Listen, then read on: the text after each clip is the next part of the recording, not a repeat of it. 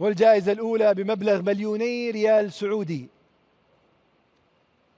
وصاحب لقب عطر الكلام في فئة الأذان في الموسم الثاني هو في فئة الأذان و2,000,000 ريال سعودي محمد الشريف من المملكة العربية السعودية.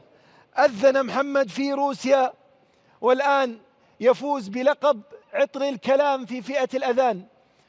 ألف مبروك يا محمد، 2,000,000 ريال سعودي.